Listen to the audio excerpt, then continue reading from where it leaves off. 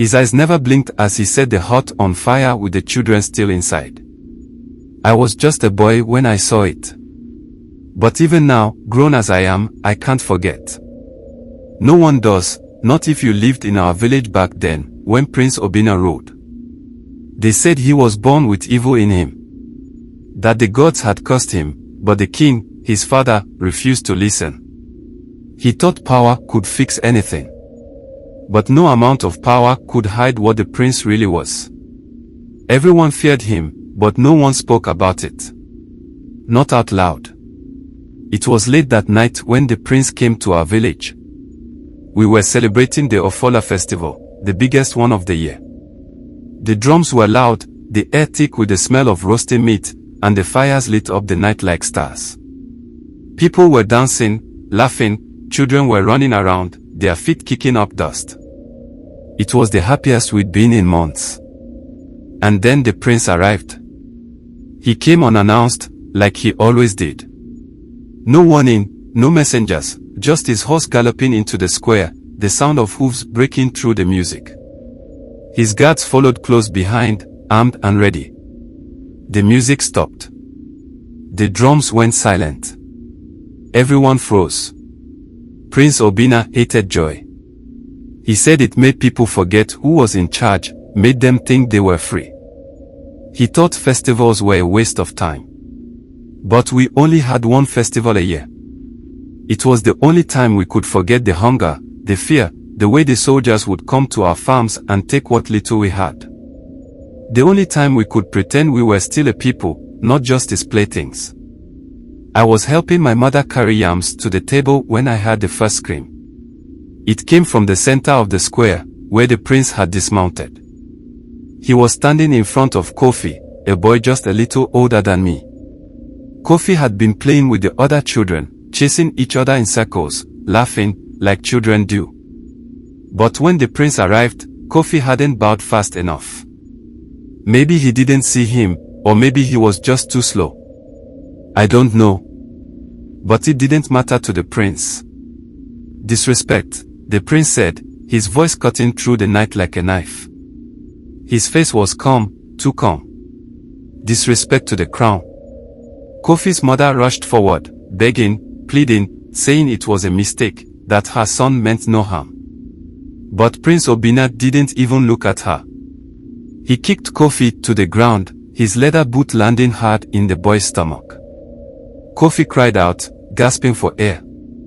His mother screamed louder, but the guards held her back. Then the prince did something I will never forget. He looked around the square, his eyes moving over every face, every person. It was like he was searching for something, like he wanted to see if anyone would dare defy him. When no one moved, no one spoke, he smiled. It was a small smile, the kind that doesn't reach the eyes, the kind that makes your blood run cold. Gather the children, he said to his guards. All of them. At first, no one moved. We didn't understand what he meant. The children were just playing. What did they have to do with anything?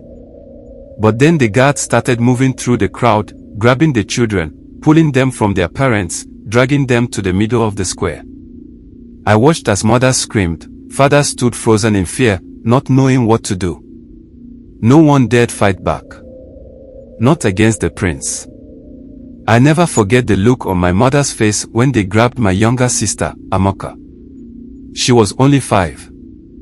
I remember her crying, her small hands reaching out for me as the guards pulled her away. My mother wanted to run after her, but I held her back.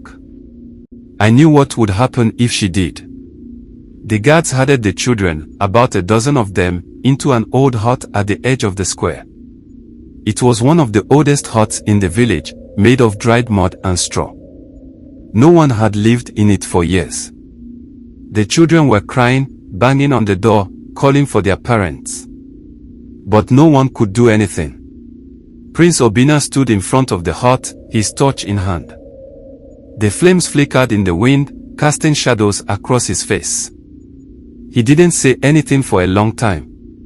He just stood there, watching the children, listening to their cries. Then, without a word, he bent down and touched the torch to the straw roof. The fire spread quickly. Too quickly. Within seconds, the entire hut was engulfed in flames. The children's cries grew louder, more desperate, but no one could reach them. The heat was unbearable. I could feel it on my skin, even from where I stood. The smoke filled the air, thick and choking, making it hard to breathe. And through it all, the prince just stood there, watching, his eyes never blinking, never showing any emotion. He watched as the hut burned, as the roof collapsed, as the screams slowly faded into silence. The fire crackled and popped, the only sound left in the square. When it was over, when the hut was nothing but ashes and charred wood, the prince turned to the village. He smiled again, that same cold, empty smile. "Let this be a lesson," he said. "The crown is not to be disrespected." Then he mounted his horse and rode off, his guards following close behind, leaving us standing there, surrounded by the smell of burning flesh. The next morning, we gathered what was left of the children. We buried their ashes in a single grave. No one spoke. No one cried. It was like the village had died with them. After that night, things were never the same. People stopped laughing, stopped singing, stopped celebrating. Fear hung over the village like a dark cloud. And even though the prince didn't come back, we knew he was always watching. Waiting. I still see him sometimes, in my dreams. Standing there with that torch in his hand, his eyes locked on mine, like he knows I'm the one who remembers. Like he's waiting for the day I forget. But I won't. I can't. Some things, you just don't forget.